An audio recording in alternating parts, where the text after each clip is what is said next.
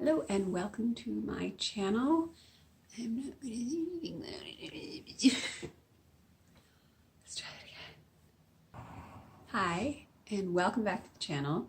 Today I'm going to do the styling for the history bounding brown pants that I made a couple weeks ago.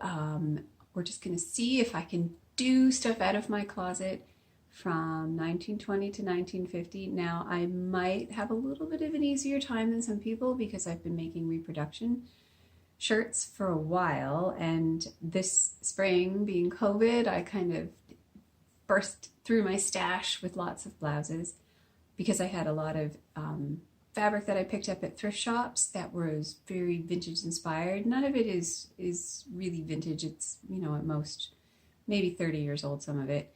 But it had a real vintage vibe about it, lots of florals that I turned into blouses. Now, one blouse is thrifted. That's my 1920s, and they're trousers, so I'm a little limited. So one blouse is thrifted. Two of them are reproductions from the big fabric pattern companies, and one of them is a pattern that's only about maybe 10 or 12 years old. But I think it's a new look pattern, and it's probably still available or something similar. It just had a real retro vibe about it. I did want to mention, though, that if you wanted to make something look a little vintage looking, which can be anything 40s and 50s, and it's a pair of trousers, if you put it on with a little white blouse and a little fitted cardigan that ends at your waist and something that's more tight-fitting to the body, it really looks vintage right off the top, because right now everything has a different shape to it. So the minute you put something that stops at your waist and is more fitted, you suddenly look already like you're doing a vintage thing. And then if you add in a more retro hairstyle and a little bit of retro jewelry, you can have that look with purely thrifted things as opposed to having to sew things. So even if you find a pair of a wide leg trouser and with some pleats in it, and you want to kind of do that feel of something, a little bit of research into original photographs, advertisement is great. And I always remind myself that you don't have to be an expert at something. You can just, I'm not an expert. I just do a lot of research because of making hats for a living.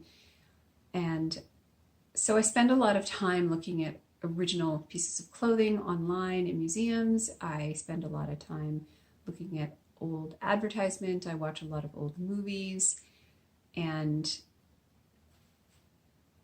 that's how I spend my time. So I don't expect other people to do that. However, having a general idea of the basic shapes of each decade can give you a feel of something without having to go to the expense of buying originals, which can be very expensive and then also can be fragile, and it's an effort to wear originals.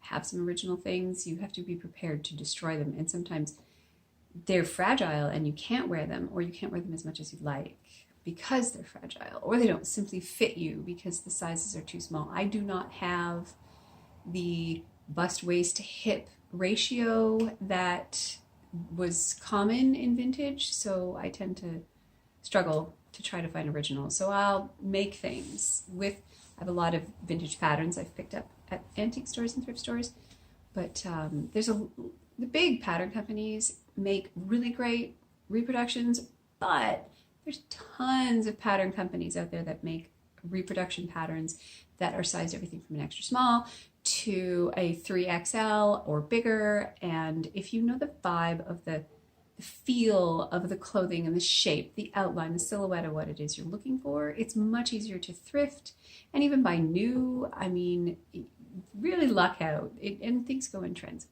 Long story short, I'm gonna get started on what I'm wearing. I'm not doing a ton to my hair. I just have my general hair. It's okay today. I'm gonna be putting some hats on, so and one of them is my hat. The rest are vintage out of my collection that I've collected over the years. All of the jewelry is vintage. I no longer have pierced ears, so I just have clip-ons and I wear what I wear. I don't wear them very often. So let's get started, and I'm gonna go change, and you're gonna see what I find.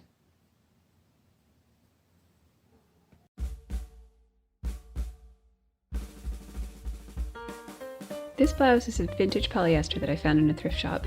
The pattern isn't vintage, although it reminds me of ones from the 50s that I have. It is a newer pattern. I put it with this wool sweater from a twin set, and you can see a little Kelly bag there in a lizard skin. The vintage pearl earrings, and I like this blouse because of the collar was really sweet looking and the little bow, and the hat is a real 1950s one with a lacquered feather, and I kind of really like that feather, and of course shoes you can't see.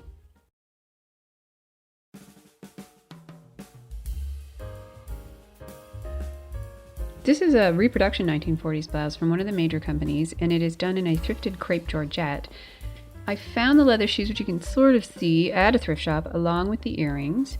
The hat is one of my designs, which is from the 1940s, and it is sort of derived from a vintage pattern, I should say, because it's modified, and I love that feather. It's such a huge long feather and cute little bows.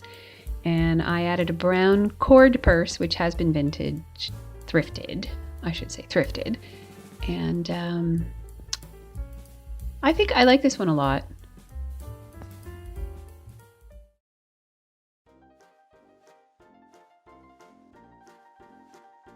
This is another reproduction pattern from one of the big pattern companies. It is in a silk that I found at a thrift store, which has a leaf pattern on a black background. The same earrings and a straw beret. Of course, berets are so 1930s, and for some reason I think that a 1930s woman in pants would likely be a journalist. So, don't mind me being a little bit strange, but I really like this blouse.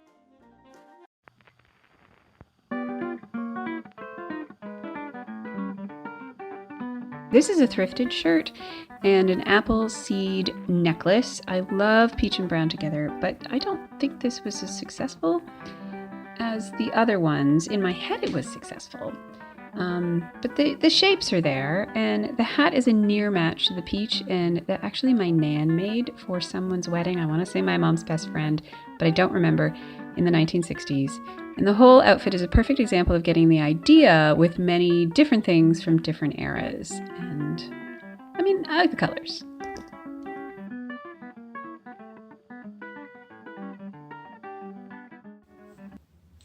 So that was me trying to style one pair of trousers from 1920 to 1950.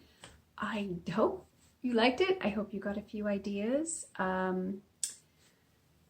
It was a lot of fun, and I'd love to do it again. If you want to see me style some more things with stuff from my wardrobe, let me know. So please comment down below. I'm not sure if I mentioned it, but one of my favorite reproduction pattern companies is Decades of Style.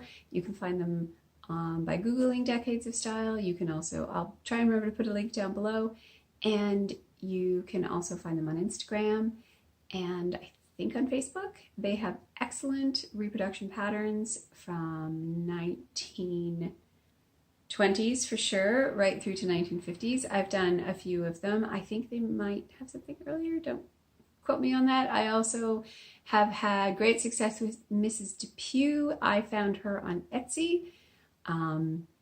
She does gorgeous. I made a really cute jacket from the 40s and it turned out beautifully. There is also Wearing History, which is an American company, and so is Decades is American. I'm not sure where Mrs. Depew is. She might be American too, I'm not sure. Wearing History does excellent patterns. I haven't had the opportunity to use one yet, but I'm really looking forward to it. It's on my list of things to do. So lots of sewing in the future, lots of styling in the future. I will be wearing these trousers hopefully one more time before fall really sets in. They're quite thin and light. And thank you for watching.